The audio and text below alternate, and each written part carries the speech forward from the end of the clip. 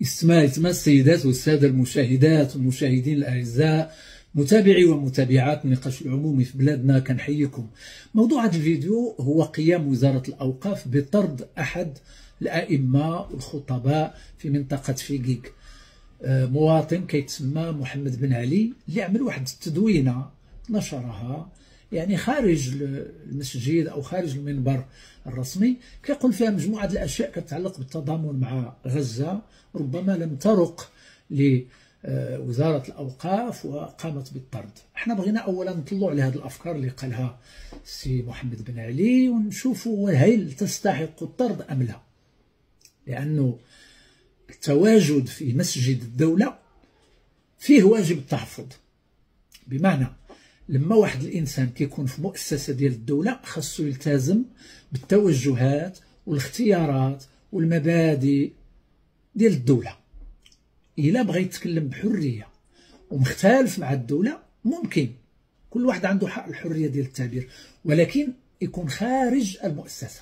هذا شيء معروف في العالم كله، حتى في فرنسا كيتسمى لوبليغاسيون دو ريزيرف او واجب التحفظ، وهو خاص بالموظفين ديال المؤسسات والمسؤولين عليها الى غير ذلك.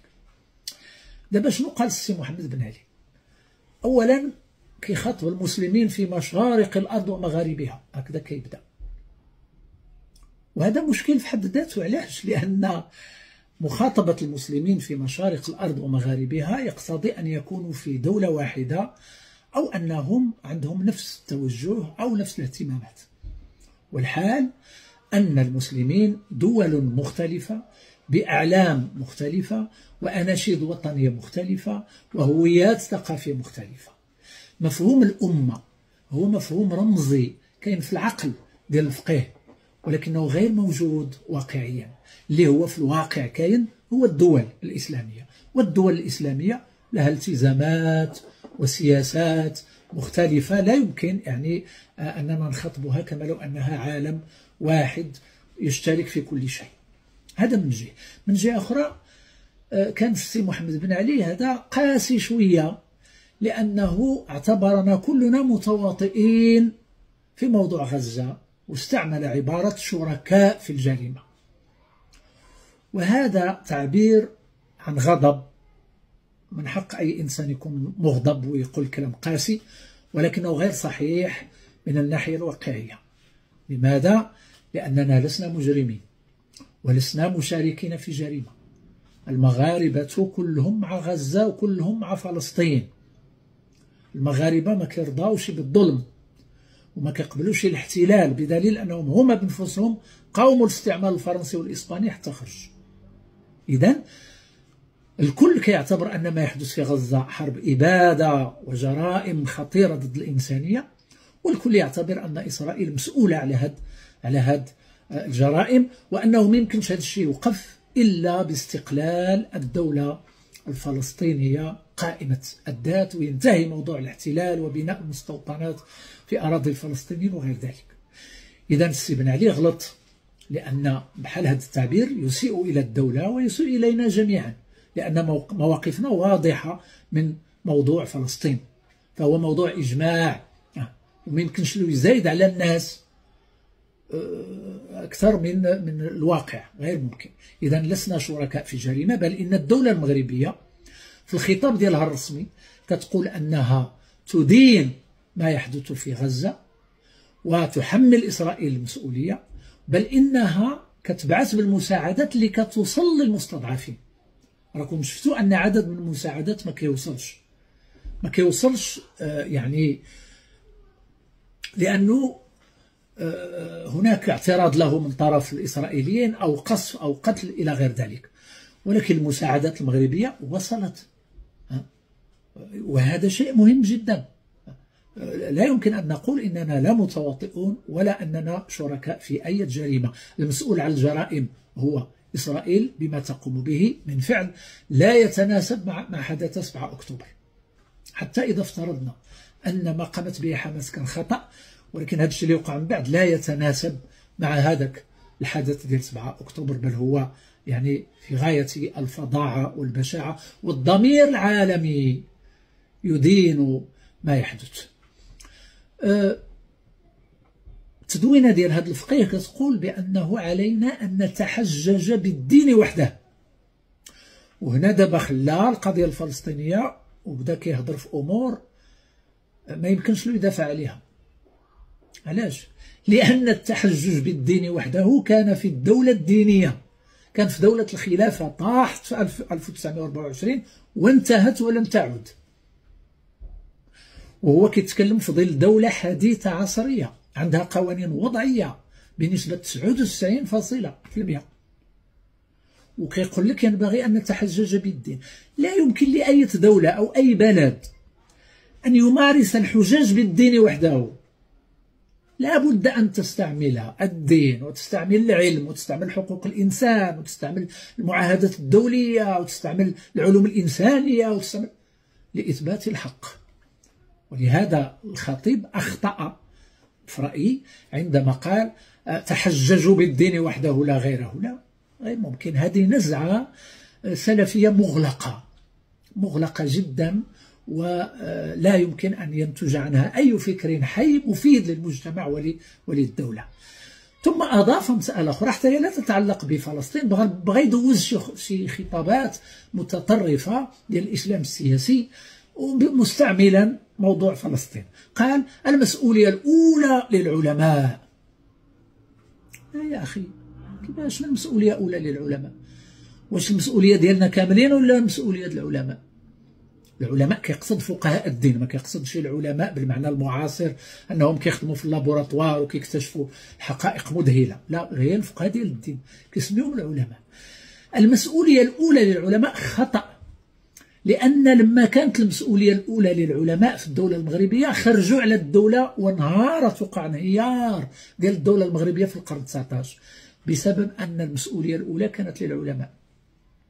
السلطان مولاي سليمان، الحجاج راجعين من الشرق وجايبين معهم الوباء ديال الطاعون الأسود، لا بيست نوار، والقناصلة الأجانب اللي في المغرب قالوا للسلطان مولاي سليمان أغلق الموانئ وما تخليش الحجاج يدخلوا، راه غادي ينشروا لك الطاعون في البلاد. قال لهم غادي نستفتي علماء القرويين. فمشى القرويين، اشنو قالوا له؟ لا يجوز الحجر الصحي ولا الكارونتين، الكارونتين كيف يسموها، لا كارونتين، لا، هذا قضاء وقدر من الله ولا رد لقضاء الله، لا مرض. مزيان، دخلوا الحجاج، نشروا الطاعون في المغرب، ومات أكثر من ثلثي المغاربة. يعني عمل واحد الغفاج في بلادنا لا يتصور. وماتت شخصيات سياسية، ومات الوجهاء، ومات العامة، ومات والمدينة ديال فاس ومدن أخرى الأزقة ديالها منشورة بالجثث ديال الناس. وهذا الشيء كله من كرامات العلماء اللي عوض ما يحافظوا على بلادهم ويديروا عقلهم مشاو كيعتمدوا كتب صفراء قديمة ديال واحد كيهضر على الطاعون بشكل خرافي، شي فقيه قديم، وكيقول لك أنه نسب حديث إلى الرسول، كيقول لك لا ما تقاوموا شيء. والنتيجة أنتم كتشوفوها. فالفتاوى ديال الفقهاء كانت مدمرة للدولة، ودمرت الأسطول التجاري ديال المغرب اللي داروا محمد بن عبد الله في التجارة الخارجية، بأن أصدروا فتوى بأنه لا يجوز التعامل مع البلدان الخارجية في البضائع واستيراد البضائع الأجنبية، لأننا ما عارفينش مناش مصنوعة. إذن قطعوا التجارة الخارجية، وقف الأسطول وانهار المغرب. اسبانيا جات عندنا عطينا سبتهم ليليا، قالت لنا هاكو سبتهم ليليا، عطيونا ما ناكلو، ما ياكل الجيش، راه حنا غنواجهوا الحرب مع نابليون اللي هاجم عليهم من الشمال من فرنسا. مشى مولاي سليمان عاود عند الفقهاء القرويين، قالوا له لا يجوز، ما يعطيونا ما نعطيوهم، وبقاو سبتهم ليليا لدابا محتلة الآن. ها هي نتيجة أن المسؤولية الأولى للعلماء. يا أخي تواضع شوية، راه ما بقاوش العلماء هما كيسيروا الدولة، راه حنا في دولة عصرية حديثة اللي كتهضر على الدولة التقليدية الدينية، ما بقاش داك الشيء. وهذيك الدولة التقليدية راه خرجوا عليها الفتاوى ديال الفقهاء حتى تخلفنا وهجم علينا الاستعمار، لأنهم فشلوا جميع محاولات التحديث والنهوض. إذا هذا الكلام ما خصوش يتقال لأنه غلط، والفقيه غلط. الفقهاء قال لك عندهم مسؤولية التبليغ والبيان، نعم مزيان، ولكن باش غيبلغوا شنو غيقولوا؟ إلا قالوا حاجة مزيانة كتوافق مع التزامات الدولة، مع الدستور، مع حقوق الإنسان، غنصفقوا لهم وغنشكروهم. ولكن إلا كان التبليغ والبيان باش يقولوا أمور مضادة للدولة، مضادة للحقوق، مضادة للحريات، مضادة للمساواة، بلا ما يقولوها غير يخليوها عندهم. لأن ملي كيتكلم الفقيه باش يخرب داك الشيء اللي كتبني الدولة راه ما عنده معنى. متى يبلغ البنيان يوما تمامه إذا كنت تبني وغيرك يهدم. كيقول واحد الجملة غريبة، قال: العالم ليس موظفا عند أحد. إيوا خرج أخويا من المجلس العلمي وخرج من المسجد، لأن المجلس العلمي مؤسسة ديال الدولة فيها واجب التحفظ، والمسجد مؤسسة ديال الدولة. هذه هي الهيكلة اللي كاينة الآن، وهذه هي الدولة اللي حنا عايشين فيها. إذا ما تقولش راك ماشي موظف لأن كنتي كتخلص. الفقيه اللي ما بغاش يكون موظف الدولة كيمشي لليوتيوب ويبدا يقول اللي بغا، ولا الفيسبوك، ولا يهضر في الندوات والمحاضرات في القاعات العمومية. ولكن إلا غلط في حق الناس أو ارتكب جرائم إلكترونية سيعاقب، لأن كاين قوانين.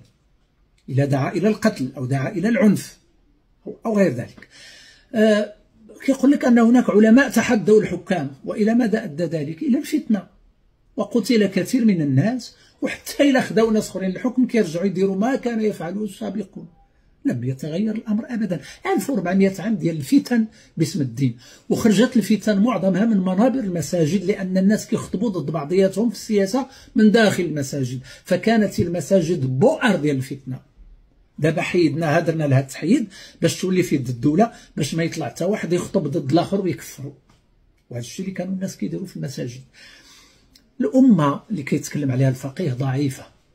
ما عندناش إمكانية تحرير فلسطين الآن، لا المغرب ولا دول المنطقة كلها. كنعيشوا هشاشة داخلية. موازين القوى في الشرق الأوسط كيتحكم فيها الغرب، ما نقدروش نغيروها. ولكن كاينه 147 دولة في العالم اللي هي كتقول بضرورة بناء دولة فلسطينية مستقلة. إلى 147 دولة في العالم ما قدرتش تحرر فلسطين، كتطلب منا حنا نحرروها كمغرب أو كدول ديال المنطقة اللي هي ضعيفة. غير ممكن. إذا خصنا نديروا عقلنا ونسعاو نحو الخير ونحو السلام، ونتصلوا دوليا باش نخلقوا داك التكتل الدولي اللي ممكن ينقذ الشعب الفلسطيني. ولكن في إطار موازين القوى الحالية لن يكون هناك تغيير في موضوع القضية الفلسطينية للأسف.